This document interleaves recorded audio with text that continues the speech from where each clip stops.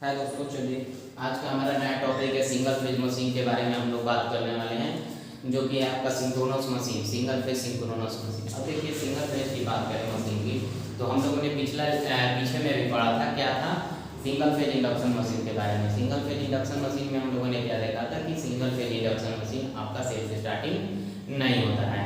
क्यों नहीं होता था? क्योंकि आपका जो मैग्नेटिक फील्ड था वो आपका इक्वल एंड अपोजिट डायरेक्शन में अप्लाई कर रहा था, ठीक है, जिसके चलते वो सेल्फ स्टार्टिंग नहीं होता था। तो उसको सेल्फ स्टार्टिंग बनाने के लिए हम लोग क्या करते थे, बताइए आप लोग, मेन वाइंडिंग के साथ एक नया वाइंडिंग जोड़ते थे जिसको हम लोग बोलते हैं ऑक्सिलरी वाइंडिंग, और उसके साथ कैपेसिटर का यूज करते थे। किस लिए?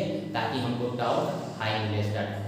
बात क्लियर हो गई? यानी कहने का मतलब क्या हुआ कि जो सिंगल फेज इंडक्शन मशीन था, चाहे सिंगल फेज कोई भी मशीन हो, वो सेल्फ स्टार्टिंग नहीं होता है। रोटेटिंग मशीन की मैं बात कर रहा हूँ, ठीक है। अब ये सेल्फ स्टार्टिंग नहीं होता है तो क्या किया जाए, जो ये single phase induction machine AC machine की बात कर रहे हैं, तो जब ये सेल्फ स्टार्टिंग नहीं होता है तो इसको सेल्फ स्टार्टिंग बनाने के लिए हम लोग क्या करते हैं, जो ये इंडक्शन मशीन उसमें ऑक्सिलरी वाइंडिंग का यूज कर रहे थे। तो उसी प्रकार से जो ये सिंगल फेज सिंक्रोनस मशीन है उसमें जो एक सब टाइप है वो रिलक्टेंस मोटर है। रिलक्टेंस मोटर क्या है? एक प्रकार का सिंगल फेज सिंक्रोनस मशीन है। अब ये रिलक्टेंस मोटर में हम लोग क्या करते हैं कि इसका स्टेटर का कंस्ट्रक्शन जो होता है वो एज इट इज क्या होता है, सिंगल फेज इंडक्शन मशीन की तरह ही होता है। इसमें भी आपका मेन वाइंडिंग के साथ ऑक्सिलरी वाइंडिंग का यूज किया जाएगा, कैपेसिटर भी यूज कर सकते हैं, ठीक है। अब क्या होता है कि इसके रोटर कंस्ट्रक्शन में हम लोग थोड़ा बहुत क्या कर देते हैं, मॉडिफिकेशन कर देते हैं। क्यों कर देते हैं वो लास्ट में आपको समझ में आ जाएगा। क्या इसकी मॉडिफिकेशन करते हैं, और इसका जो रोटर का कंस्ट्रक्शन होता है वो एज इट इज क्या होता है, आपके स्क्वायरल पेज इंडक्शन मशीन की तरह ही होता है, लेकिन थोड़ा बहुत मॉडिफिकेशन क्या करते हैं इसके रोटर के कंस्ट्रक्शन में।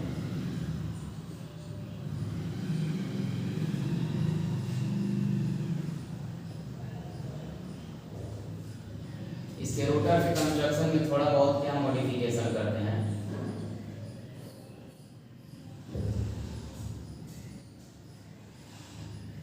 कि जो इसका टीथ है, टीथ के बीच हम लोग क्या करते हैं, गैप बना देते हैं, ईयर गैप बना देते हैं।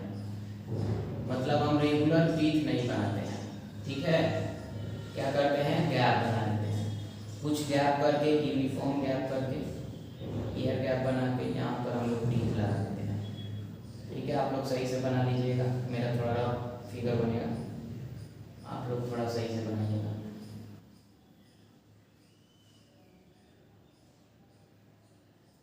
अब देखिए ईयर गैप करने से क्या होगा कि आपका कहीं कहीं जहां पर ईयर गैप ज़्यादा है वहां पर रिलक्टेंस का वैल्यू ज़्यादा होगा, और जहां पर कम ईयर गैप होगा वहां पर रिलक्टेंस का वैल्यू कम होगा।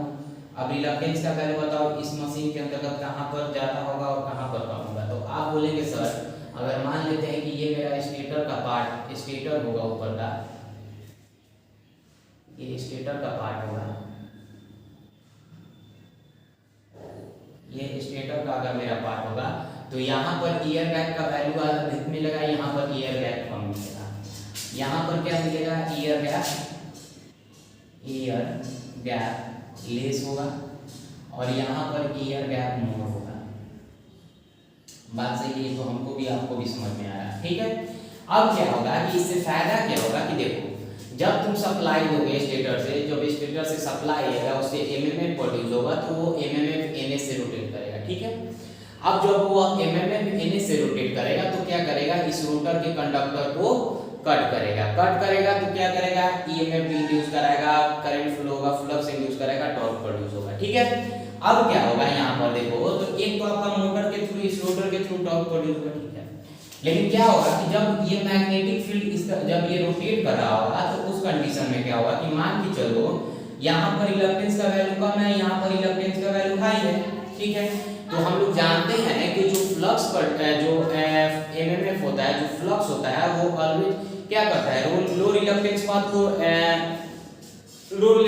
को फॉलो करता है।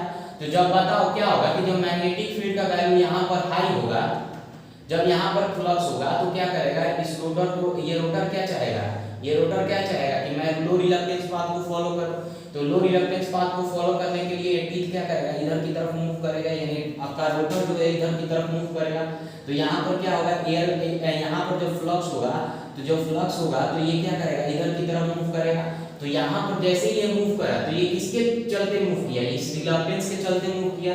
रिलक्टेंस को मिनिमाइज करने के लिए, यानी मिनिमम रिलक्टेंस पाथ को फॉलो करने के लिए ये रोटर आपका मूव करेगा, क्योंकि flux always choose the low reluctance path, transformer में भी बात किया था।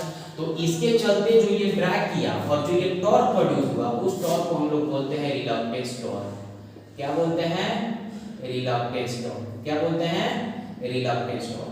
अब इस रिलक्टेंस टॉर्क के बेनिफिशियल के चलते इस मोटर का नाम क्या पड़ेगा, रिलक्टेंस मोटर पड़ा। क्या नाम पड़ा, रिलक्टेंस मोटर पड़ा। ठीक है, अब देखो क्या होगा, अब क्या होगा, ध्यान से देखना कि आपने जब सप्लाई लगाया तो आपका एमएमएफ एनएस से रोटेट कर रहा था। जब ये एमएमएफ का स्पीड एनएस था तो क्या करेगा, जब एनएस का वैल्यू बहुत बहुत ज्यादा होगा एनआर से, ध्यान से सुनना क्या होगा, जब एनएस का वैल्यू बहुत बहुत ज्यादा हाई होगा एनआर से स्टार्टिंग कंडीशन में, जब आपका रुका हुआ इस तरह में होगा, तो वहां पर स्लिप का वैल्यू बहुत हाई होगा। अब जब स्लिप का वैल्यू वहां पर जब हाई होगा, तो ये बताओ एनएस काफी तेजी से रोटेट कर रहा है, ये धीरे धीरे अभी स्टार्ट हुआ है, तो ये काफी तेजी से वैरी करेगा। तो ये रिलक्टेंस टॉर्क क्या होगा, तो मान के चलो मैग्नेटिक फील्ड कभी यहाँ पर आई तो ड्रैग कभी इधर की तरफ रोटेट किया, और जब मैग्नेटिक फील्ड यहाँ पर आ गई तो जब यहाँ पर आई तो ये मोटर यहाँ पर रोटेट किया। अब मान के चलो फिर मैग्नेटिक फील्ड यहाँ पर आई तो यहाँ पर रोटेट कर गया, तो फिर इधर की तरफ मूव करेगा। तो इस कंडीशन में क्या होता है, जो आपका रिलक्टेंस टॉर्क होता है, रिलक्टेंस टॉर्क, ये तो कांस्टेंट टॉर्क हो गया अपना मशीन का, इंडक्शन मशीन वाला, और ये आपका क्या हो गया, टॉर्क हो गया किसका, ये रिलक्टेंस टॉर्क हो गया। तो रिलक्टेंस टॉर्क क्या करेगा, बार बार फ्लक्चुएट करेगा, कभी पॉजिटिव होगा यानी कभी इधर की तरफ मूव टॉर्क लगाएगा तो कभी इधर की तरफ। तो वही मैंने बताया कि जो ये रिलक्टेंस टॉर्क होगा, कभी इतना पॉजिटिव होगा फिर कभी नेगेटिव हो जाएगा, फिर पॉजिटिव होगा फिर नेगेटिव हो जाएगा। तो इस प्रकार से आपका जो रिलक्टेंस टॉर्क है ये इस प्रकार से वैरी करेगा। ठीक है, अब जब ये वैरी करेगा तो मेरे को ये भी एक बात बताओ, जब ये रिलक्टेंस टॉर्क जब वैरी करेगा तो रिलक्टेंस टॉर्क क्या होगा, नीट कह सकते हैं जीरो अप्रोक्सीमेट। तो इस पे रिलक्टेंस टॉर्क का स्टार्टिंग टॉर्क में रिलक्टेंस टॉर्क का कोई इफेक्ट होगा नहीं। तो स्टार्टिंग कंडीशन में रिलक्टेंस टॉर्क क्या करेगा, काम नहीं करेगा उतना, है ना, निग्लेजिबल इसका इफेक्ट होगा लगभग। लेकिन क्या होगा, जब इस रोटर का स्पीड धीरे धीरे करके इंडक्शन प्रिंसिपल फॉलो करके जब रोटर का स्पीड जब ns के बराबर हो जाएगा अप्रोक्सीमेट, मतलब इससे बहुत, मतलब ये 1000 स्पीड है ना, तो 980 पे रोटेट कर रहा होगा रोटर का स्पीड। तो क्या होगा कि जो ये रिलक्टेंस टॉर्क है उस टाइम ये काम कर जाएगा। क्यों काम कर जाएगा, क्योंकि उस टाइम स्लिप का वैल्यू बहुत कम होगा, और जब स्लिप का वैल्यू कम होगा तो ये रिलक्टेंस जो होगा, जो आपका एमएमएफ यहां से रोटेट कर रहा होगा, इस रिलक्टेंस को सेंस कर लेगा। मतलब काफी उस टाइम से तेजी से वैरी कर रहा था, तो काफी तेजी से वैरी कर रहा था, तो कभी रिलक्टेंस टॉर्क इधर की तरफ तो कभी इधर की तरफ, तो सेंस नहीं कर पा रहा था। लेकिन जब ये धीरे धीरे से पास करेगा तो ये मोटर क्या कर जाएगा, ड्रैग कर जाएगा। तो उस टाइम जो आपका क्या होगा कि जो ये रिलक्टेंस टॉर्क है पॉजिटिव साइकिल में, वो उस टाइम क्या कर जाएगा, काम कर जाएगा। और जो आपका एनआर है जो 980 पर स्पीड कर रहा है काम, वो किसके इक्वल हो जाएगा, एनएस की स्पीड के इक्वल हो जाएगा। तो इसका मतलब समझ में आया कि कैसे रिलक्टेंस मोटर, आपका रिलक्टेंस मोटर एनएस स्पीड को अचीव करता है।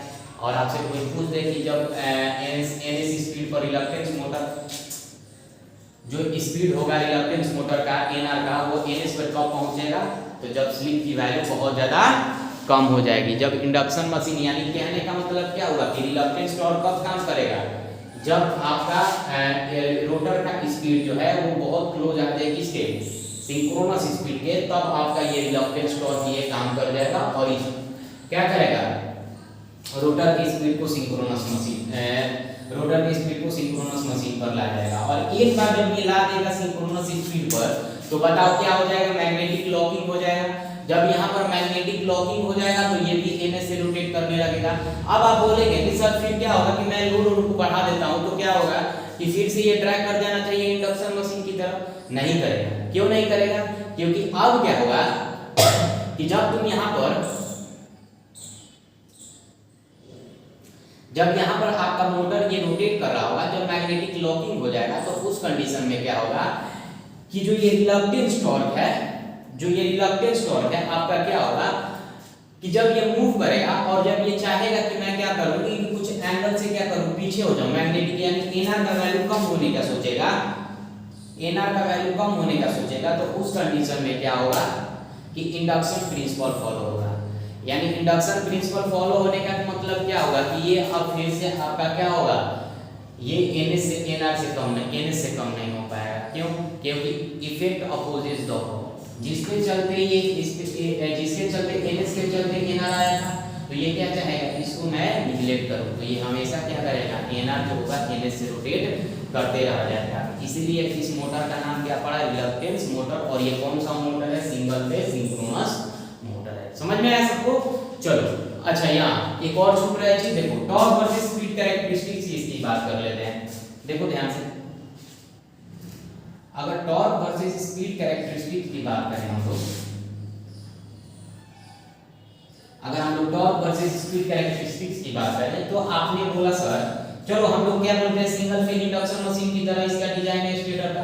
तो ये बताओ सिंगल फेज इंडक्शन मशीन का जो torque speed versus speed characteristics होता था, इनिशियल कंडीशन कुछ इस हो रहा था, केवल मेन वाइंडिंग होता था। तो जब हम ऑक्सिलरी वाइंडिंग के साथ जब कैपेसिटर ऐड करते थे, तो जो टॉर्क वर्सेस स्पीड का कैरेक्टरिस्टिक था कुछ इस प्रकार से बनता था, यानी कुछ इस प्रकार से, ठीक है। और यहाँ पर एक आपका जर्क प्रोड्यूस हो रहा था, याद आ रहा है सबको, रिवीजन की आप लोग कॉपी, ठीक है, इस प्रकार से होता था, ठीक है। यहाँ पर क्या हो रहा था, आपका जर्क प्रोड्यूस हो रहा था, क्या हो रहा था, जर्क प्रोड्यूस हो रहा था। अब ध्यान दो, यहाँ पर क्या होगा कि जब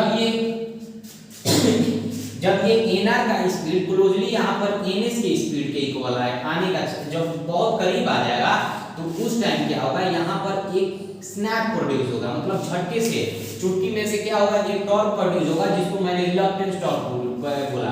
अब ये रिलक्टेंस टॉर्क क्या कर देगा, इस एनआर के स्पीड को क्या कर देगा, एनएस पर ला देगा। तो ये होता है torque versus speed characteristics of reluctance motor. उम्मीद करता हूँ आप लोग को समझ में आएगा। कोई क्वेरी है, कोई आपका क्वेश्चन डाउट है, तो आप हमको मैसेज या कॉल जैसे भी आपको पूछना है पूछ सकते हैं, ठीक है। आज के लिए इतना ही रखते हैं, थैंक यू।